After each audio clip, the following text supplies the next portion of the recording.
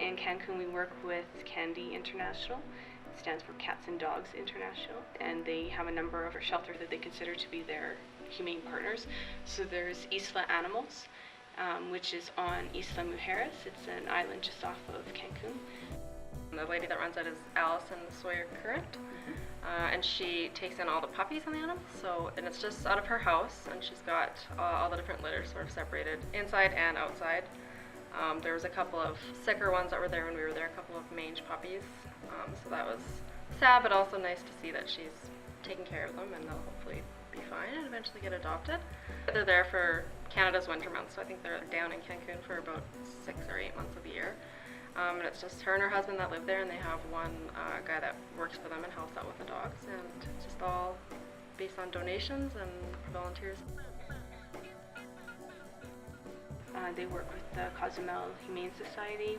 They work with Tierra Animals. It's Land of Animals, and it's a shelter run by a man named Ricardo. He's been doing this for a few years, and he takes in a lot of the adult dogs in a lot of special cases. So we went to visit Ricardo's place, and it's so different from any of the shelters that you would ever see in Canada. First of all, like most Mexico shelters, it's all outdoors, and he has it separated into different dog run areas. Some were for the dogs that were picked on by all the other dogs, so they were all together in one area. There's a group of dogs that had just arrived, so all the newbies were in the one area. And those guys were really sad because you could tell that they were really skinny, and a lot of them had really bad mange as well. He had an infirmary as well, and that's where the dogs that were actually sick were. And then, so he has a bunch of different dog runs, like areas for the dogs that are aggressive, because he does definitely work with those dogs and try to rehabilitate them. And then he has the general population area, so that's about 90 dogs in one fairly spacious area.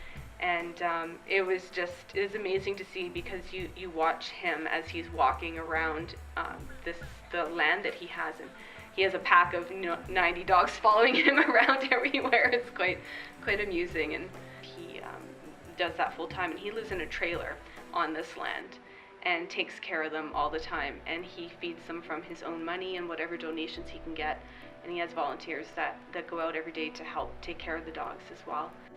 We are trying to bring up some dogs for him as well, because he has a lot of adult dogs, so they pretty much have no chance of getting adopted down there.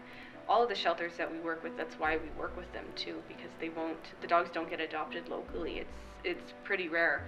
One of the shelters said that they have about, out of say 50 dogs for adoption, they'll have maybe 9 a month, whereas we have about 50 adoptions a month here.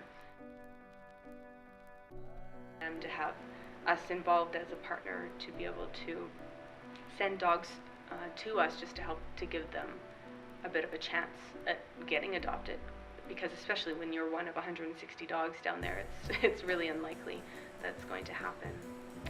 But yeah, he does really good work, and we're going to be working with him more as well. They work with the Rescue ADPA, which stands for Association for the Defense and Protection of Animals. Her name's Rosalinda. So she has about 100 dogs at her house. They're all separately caged.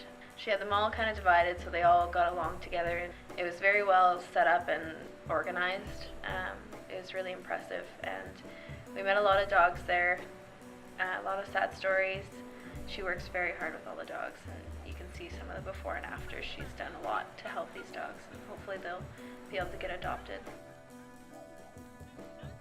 When I first got involved in the rescue, I actually went down to Mexico within the first month that I was volunteering, and it was probably a good thing, because it kind of got me hooked, because once I saw the dogs down there and just the lack of care that they had, and lack of maybe respect or value, I would say, that they had, it really led me to believe that they needed to come up to Canada to have a second chance, or even go to the States as well.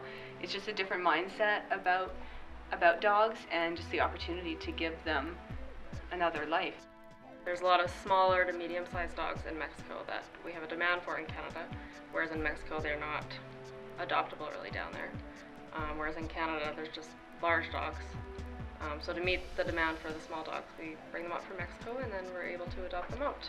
And that prevents people from buying from puppy mills or pet stores or things like that. Luckily, we have a number of local rescue groups that will help take dogs from the areas where they're being euthanized because they don't have the adoptability there, whether it's Mexico or Los Angeles is another big area, or California in general, where they have a lot of small breed dogs being euthanized. So if we can save one life that way by bringing them up here, and on top of it, we're opening up another space in the shelter or in the rescue group, so you're kind of saving two in a way. You know, you're bringing one up here, and then you're opening up the space, so it's one less dog that has to be put down there. Most of the dogs, especially in Los Angeles, they will only keep them in the shelter for about a month before they euthanize them. Why wouldn't we help by bringing them here? Why would we allow that to happen